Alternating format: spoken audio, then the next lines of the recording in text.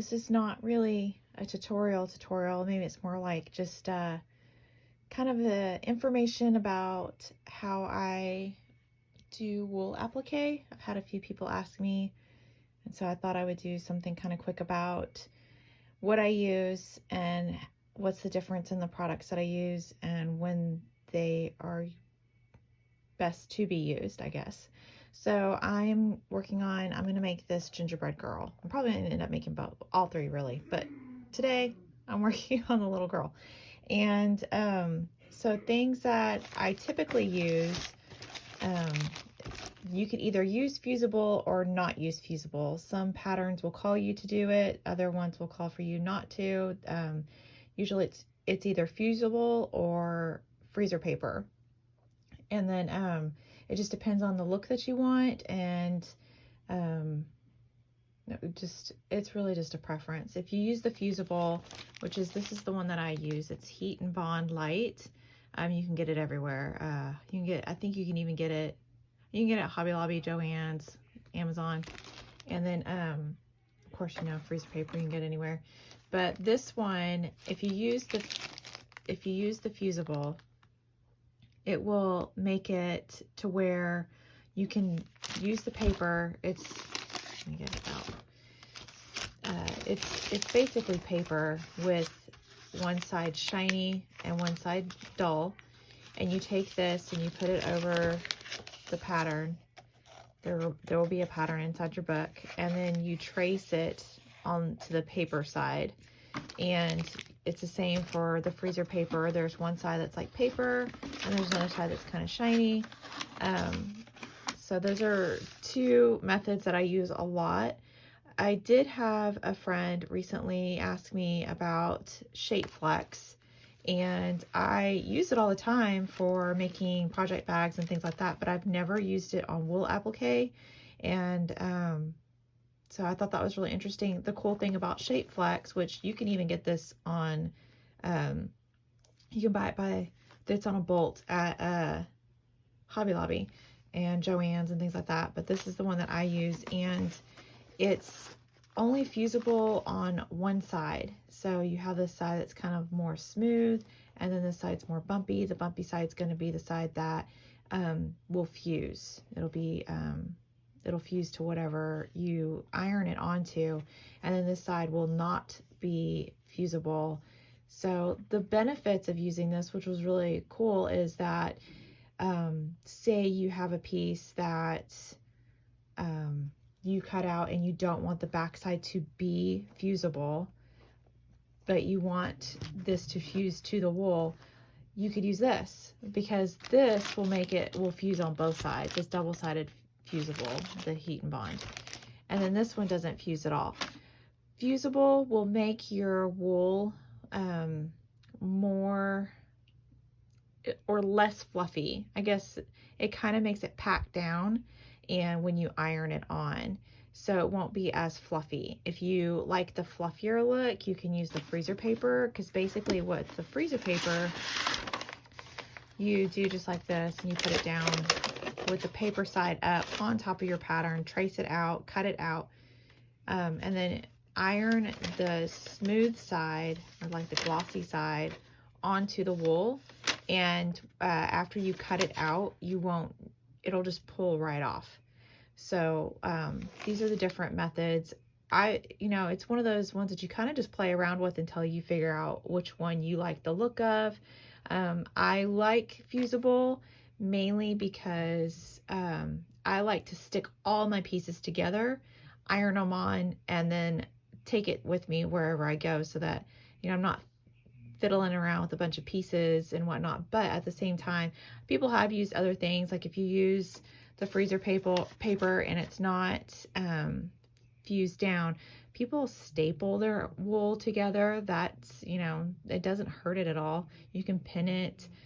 So it's whatever works best for you and the look that you're going for. But these are the main ones.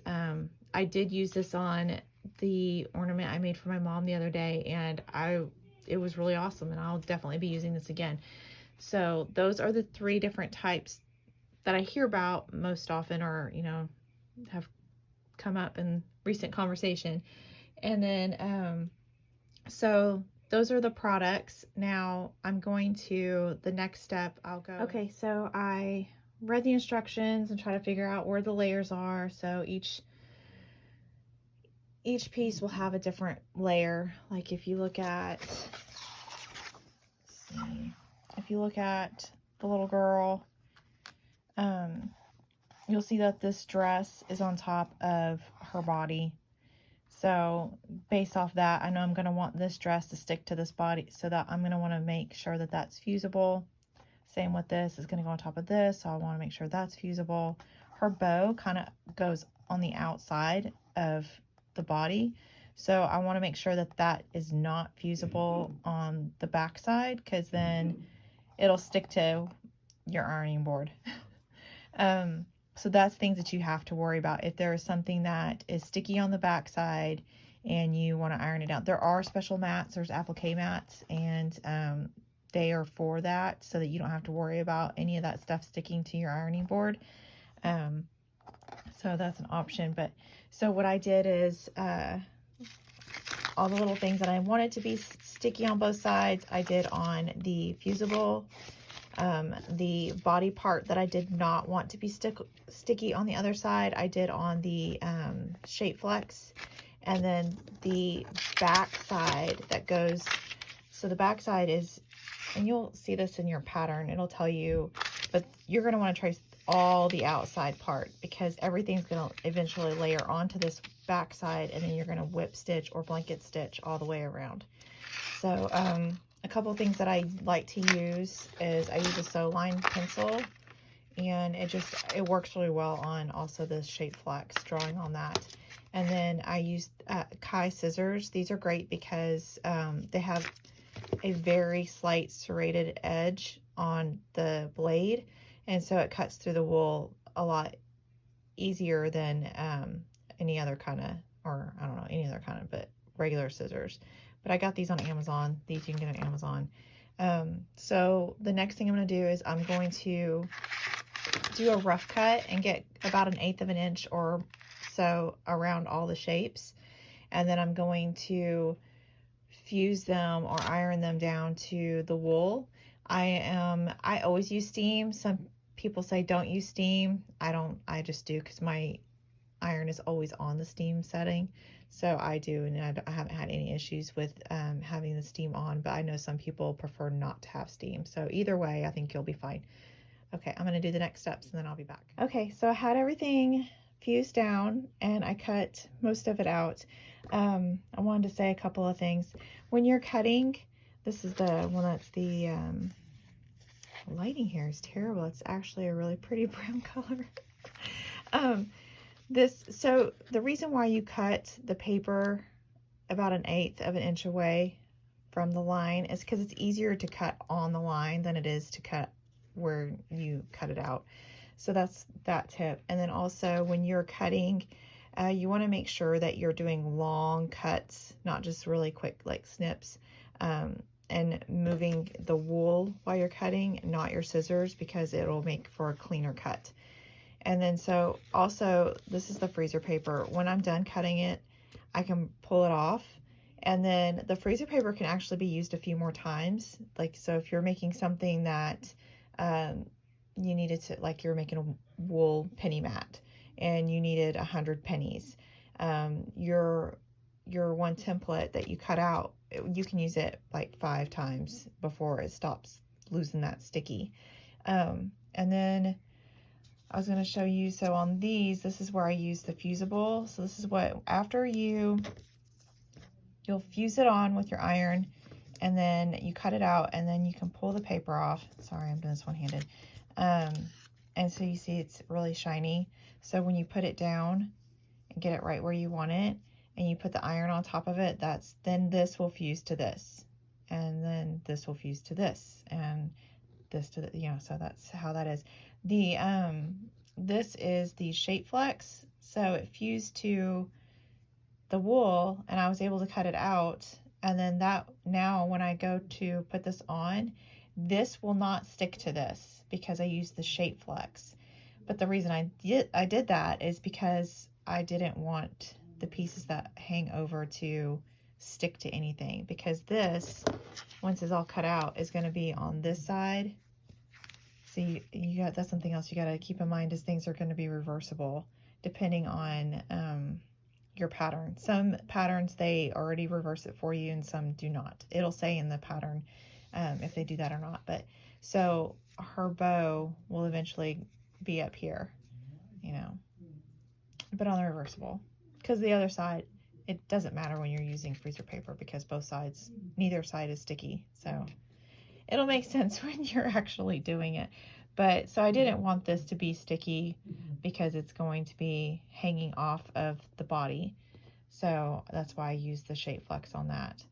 But that's basically it. Okay, that's it. She's all fused down. The only part that's not fused down is the bow, and then she's not fused down to the back piece.